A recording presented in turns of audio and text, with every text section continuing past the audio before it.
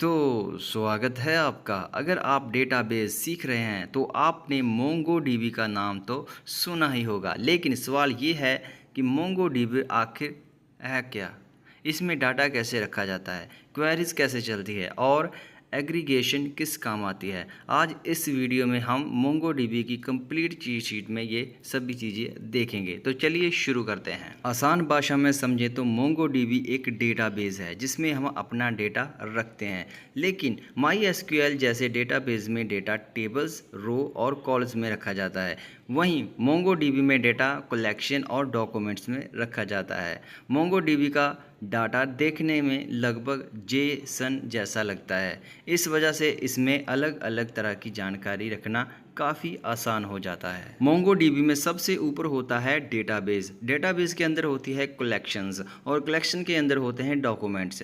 एक डॉक्यूमेंट को आप एक छोटी सी जानकारी की तरह समझ सकते हैं, जैसे किसी स्टूडेंट का नाम, उम्र, क्लास और नंबर। अब डाटा कैसे जोड़ें? एक डॉक्यूमेंट जोड़ने के लिए इंसर्ट वन फंक्शन का इस्तेमाल किया जाता है, और अगर एक साथ कई डॉक्यूमेंट जोड़ने हो तो इंसर्ट मैनी काम आता है। यानी एक जानकारी जोड़ने में इंसर्ट वन और बहुत सारी जानकारी के साथ जोड़ने के लिए इंसर्ट मैनी। अब डेटा देखना कैसे है? इसके लिए फाइंड और फाइंड वन काम आते हैं। फाइंड से आप कई डॉक्यूमेंट देख सकते हैं और फाइंड वन से सिर्फ एक जानकारी ढूंढी जा सकती है। अब आते हैं क्वेरी ऑपरेटर्स, जो कि $साइन से शुरू होते हैं। इसका काम है डाटा को अलग अलग तरीके से ढूंढना। जैसे $इक्वल का मतलब है बराबर, एनी मतलब बराबर नहीं, जीटी मतलब इससे बड़ा, जीटीई मतलब इससे बड़ा या बराबर, एलटी मतलब इससे छोटा और एलटीई मतलब इससे छोटा या बराबर। अगर आपको किसी लिस्ट में से कुछ खास वैल्यू ढूंढनी हो तो आप $इन या $NIN काम। जब एक से ज़्यादा कंडीशंस लगानी हो तब $एंड और नॉट और नॉर जैसे ऑपरेटर काम आते हैं। जैसे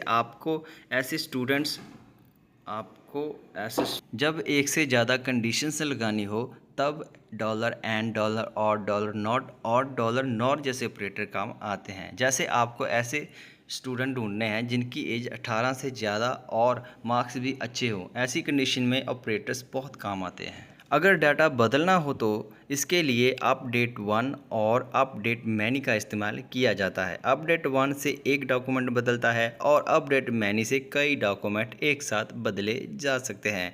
इसके साथ $सेट, $अनसेट, $इन, $मिन और $मैक्स जैसे ऑपरेटर भी काम आते हैं। मान लीजिए किसी स्टूडेंट के पास कई सब्जेक्ट की लिस्ट है, उस लिस्ट में नई चीज़ जोड़नी है तो $पुश काम आता है। कुछ हटाना हो तो $पुल या पॉप इस्तेमाल कर सकते हैं, और एक जैसी चीज़ दोबारा ना जुड़े इसके लिए $ऐड टू सेट काम आता है। डेटा हटाना हो तो इसके लिए डिलीट वन और डिलीट मैनी इस्तेमाल किया जाता है। डिलीट वन वैसे ही एक डॉक्यूमेंट के लिए, डिलीट मैनी एक साथ कई डॉक्यूमेंट को हटाने के लिए। अब एक और काम की चीज़ है प्रोजेक्शन। मान लीजिए कि किसी डॉक्यूमेंट में 10 तरह की जानकारी है, लेकिन आपको सिर्फ नाम और उम्र देखना है, तो आप सिर्फ वही फील्ड्स दिखा सकते हैं। इसी को प्रोजेक्शन कहते हैं। और डाटा को छोटे से बड़े या बड़े से छोटे में दिखाने के लिए शॉर्ट काम आता है। लिमिट से आप तय कर सकते हैं कि कितनी जानकारी दिखानी है, और स्किप से कुछ शुरुआती रिजल्ट को छोड़ सकते हैं। अब बात करें एग्रीगेशन की तो इसका नाम तो बहुत बड़ा है, पर इसका काम जो है वो बहुत आसान है। जब आपको सिर्फ डेटा ढूंढना नहीं हो, बल्कि डेटा को हटाना, छोड़ना, जोड़ना, अलग करना, ग्रुप में बांटना और उसका हिसाब लगाना हो, तब एग्रीगेशन काम आता है। मोंगोडीबी में एग्रीगेशन एक पाइपलाइन की तरह काम करता है। इस पाइपलाइन में कई छोटे छोटे स्टेप्स होते हैं। एक स्टेप से जो रिज़ल्ट मिलता है वही अगले स्टेप में चला जाता है। इसके लिए $match, $group, $projects, $short, $limit, $skip, $unwind और $लुकअप जैसे स्टेजेस इस्तेमाल होते हैं। अब इनका काम क्या है?